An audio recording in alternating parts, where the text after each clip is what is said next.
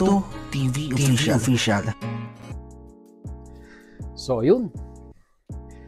Inyo, what's up mga kabagis? This is Jubilito TV Official at eto na naman po muli ang isang edisyon ng ating reaction video mga kalingap, mga kabagis, mga katekram natin, no? So, for today's reaction video, gawalan po natin ang reaksyon at muli po pagbibigay ng ating personal opinion regarding po dito sa latest na live streaming ni Tech June, na kung saan mga katekram natin ay meron po siyang panawagan kay Nanay Apple at na-inspire po siya doon po sa sinabi ni Kuya Bal Santos Matubang regarding po dito sa kanyang inilahad na statement na naka-address po kay Nanay Apple. Kung ano po yon, mga katekram natin, yun po yung papanoorin natin at gagawin po natin ng reaction videos. Kaya wag na po nating patagalin. Without further ado, simulan na po natin. Narito po yun. Ito po nating pag-uusapan po ngayon is gusto ko po yung isa po sa mga advice po ni Kuya Val about po dito po sa issue, which is may kumbaga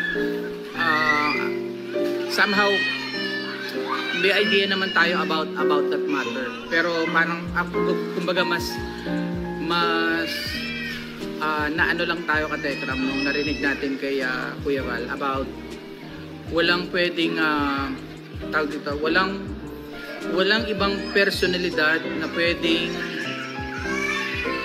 makipag-usap para maayos to kundi si Nanay Apple at si Kuya. So kasi 'di ba last time may mga tawag dito, may mga nabanggit na ibang may mga nabanggit po tayo, halimbawa si Serex, no, kasi sabi niya willing siya ganyan makipag mamagitan, something gano'n, no. But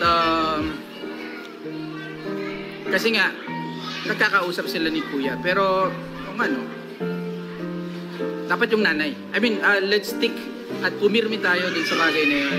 Kung may gustong kung gusto po itong maayos at gusto pong papag-usapan ng maayos at matapos ng maayos is lumapit ho si Nanay Apple sa amin. Nakakalungkot kasi nung ni-reach out po natin si Nanay Apple, ayaw na daw po niya makipag-usap. So, paano yun, kategram? I mean, ayaw na daw po nilang, kasi ang plano nga, di ba, kategram, pupunta sila. So, ayaw na daw nilang pumunta. Pwede lang po makipag-usap po sa amin. We will clarify this. Halimbawa, kung si Sir Rexman po ay mayroon pong contact po kay Nanay Apple, please, i-convince nyo po siya na mapag-usapan po ito ng maayos. Lumalabas po kasi na may mga instruction ho sila. Feeling ko lang po yung katekra, may mga instruction, lalo na yung mga sulsulero o sulsulera, we don't know. May mga instruction silang ibinibigay sa kanila kung ano yung dapat o hindi dapat nilang gawin. So we don't know that kung decision nila yon o hindi, pero I think hindi yun yung maganda nilang gawin, yung hindi sila magpakita sa barangay naman mag-uusap para tapos na po ito, katekram, di ba? If meron man pong kakausap po o meron man pong dapat kausapin dito is only between Nanay Apple. Ayan, because siya po yung nanay. And going back sa legality, Nanay Apple, please so pag-usapan po ito ng maayos para kung inisip nyo po yung kapakanan, both side, o inisip nyo po yung kapakanan ng anak po ninyo. Nag-reach out naman na po tayo about that. So, sabi nga rin po nung isa po nating legal advice, no? Hayaan natin sila kung ano man yung ano po nila. Basta tayo, nag-reach out na po tayo. Kalma na po tayo sa comment section. We understand, especially nung kasagsagan po nung problema. masyado pong mataas ang tension. Both parties. Ganun din sa mga katekram natin, community. At kalma-kalma na po tayo. At wag ho natin makalimutan kung paano ba ito nagsimula at bakit umabot sa ganito itong problema na hindi naman na sana aabot sa ganito. So sana si Nanay Apple ay hindi siya basta-basta magdedesisyon base lang sa mandop nung kabilang kasi alam naman po natin yung motibo nung kabila na talagang hilahin po talaga si Kuya sa family. So, di ba? Hanggat maaari ayaw nilang iayusin po yun. So, yun, no? Mga katekram natin, no? Mga kalingap, mga kabagis, no? So, hanggang ngayon pala ay hindi pa rin nakikipag-coordinate si Nanay Apple sa Tekram family regarding sa mga dapat gawin dito po kay Dave, no? So habang pinapanood ko po ito, bigla pong may nag-flashback sa memory ko po. At familiar at similar po sa isang naging kaso po ng mga beneficiaries dito po sa Kalingap, no? So yung iba dyan na mga katekram natin, familiar naman po kayo dun po sa isa sa mga dating beneficiaries ng Kalingap na ito pong si Rina, no? Na kung saan ay kinupkop, naipaayos yung pabahay ng kanyang lolo Nestor, napagamot, napag-aral ng Team Kalingap, then dumating ang sponsor at kinausap po yung nanay. So ibig sabihin, yung nangyari kay Dave at yung nangyari po dito kay Rina ay parehas po. Nawakwak po. At ang nawakwak, yung magulang. Doon po nila sinimulang gapangin sa magulang. At hindi po natin alam kung ano yung mga ipinangako. Pero mostly, ay syempre po, ang ipapangako dyan, pera. At nung nakuha na po yung loob at yung approval ng nanay, binawi na. At nagkaroon ng pag-uusap sa barangay at naging maayos ang lahat, no?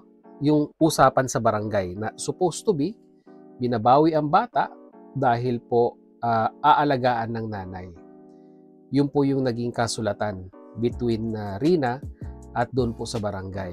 Kaso nga lang po, ang nakakalungkot, yung agreement na yon sa barangay ay hindi po nasunod.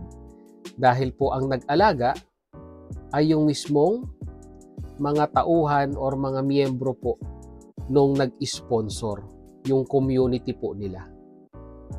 So, similar na similar dito po sa nangyari dito po kay Dave, no? Na kung saan, hindi po natin alam.